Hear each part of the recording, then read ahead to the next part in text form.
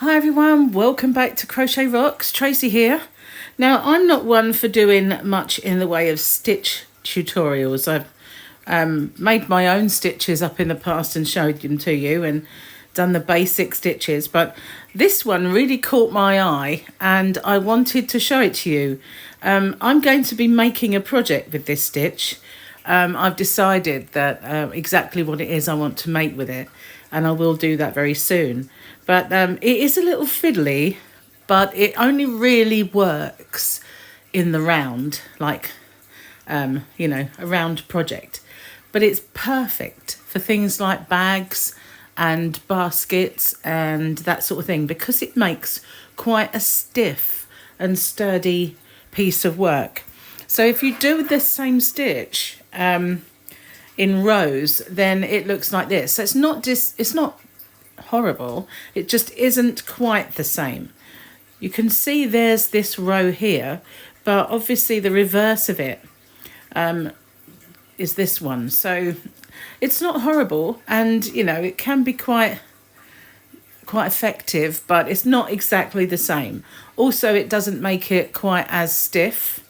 Now, this yarn that I've used is meant to be an Aran weight yarn. It's meant to be a 4 weight, but it is quite thick. So I think it's more of a chunky, to be honest with you. So I'm going to show you how to do it. It is quite fiddly, as I said. So if you haven't already, don't forget to hit the subscribe button and the notification bell.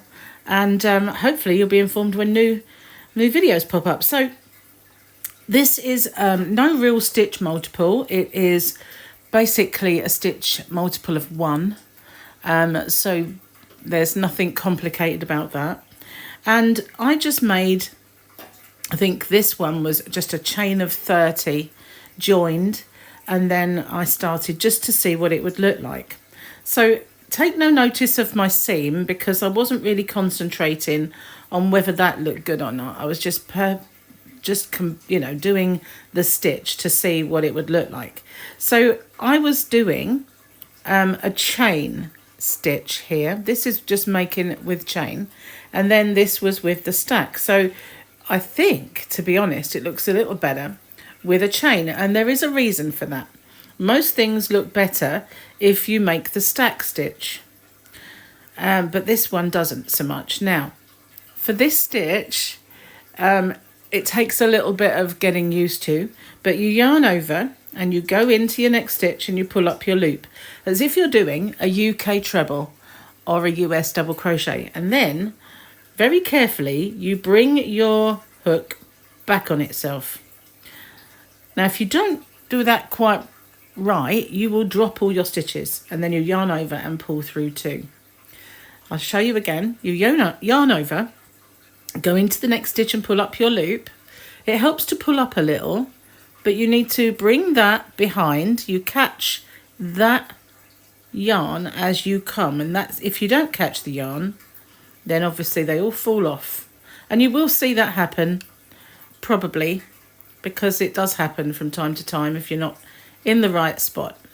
So it is a bit fiddly, because you have to take your hook behind, make sure you catch that bar at the back there of the stitch, of the loop, should I say.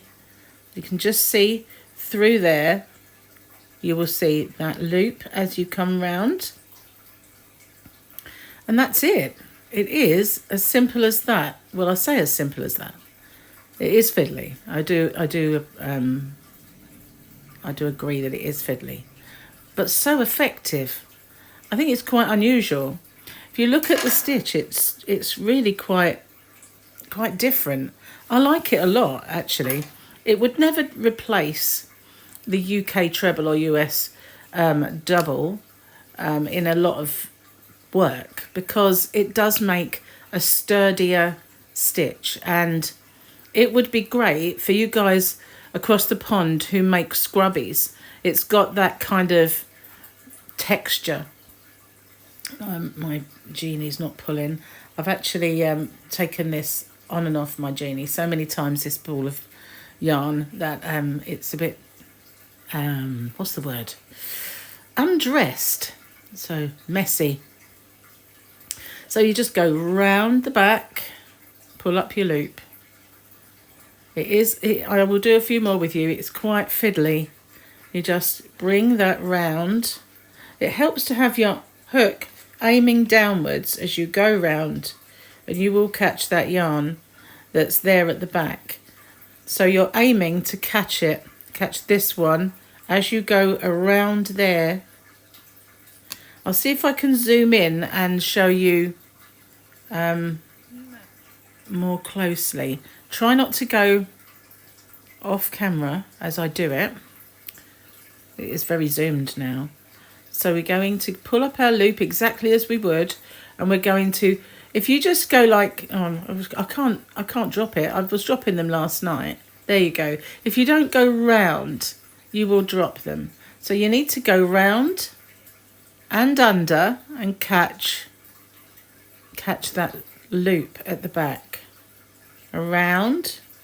That's why it helps to pull it up as you go, so that you've got a nice amount of yarn kind of sticking up to catch it.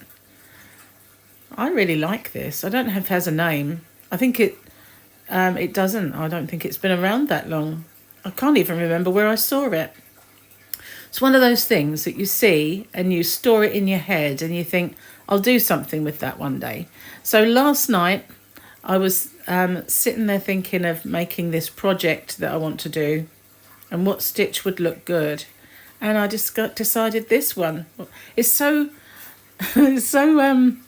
automatic to yarn over, but of course you don't yarn over.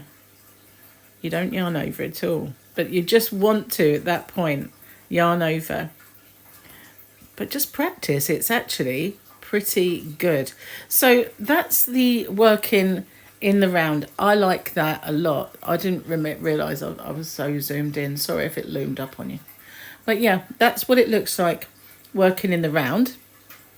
But if you're working in a straight, it's not good for the edge, I don't think.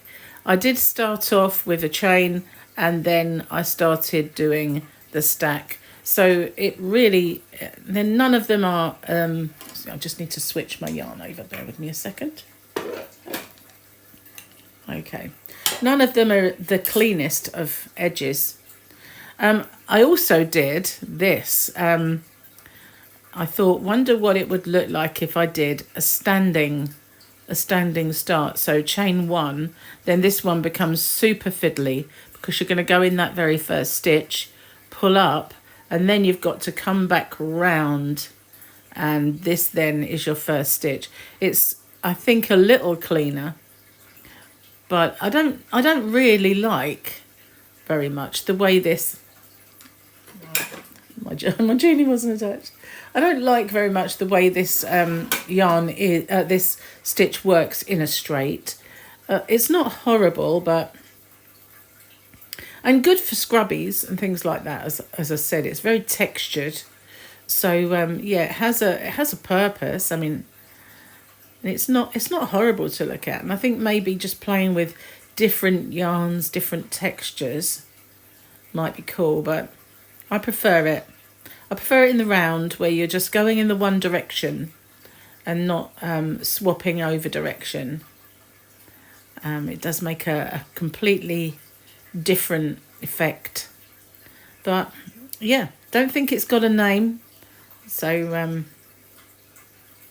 just something to, see, it's so easy just to yarn over. It's what we're used to doing. I don't feel like the edges are clean on the straight.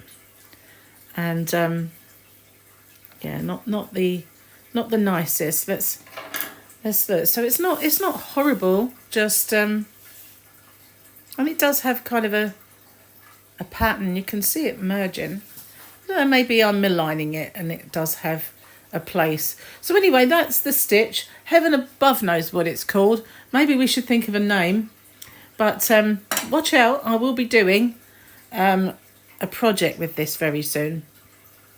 But I will give, on that project, I will give an alternative. You don't have to do this stitch, but I really like it. I like the kind of, I would say, no other word, but squiggly vibe of it. Thank you for watching. I'll see you on the next one. Take care for now.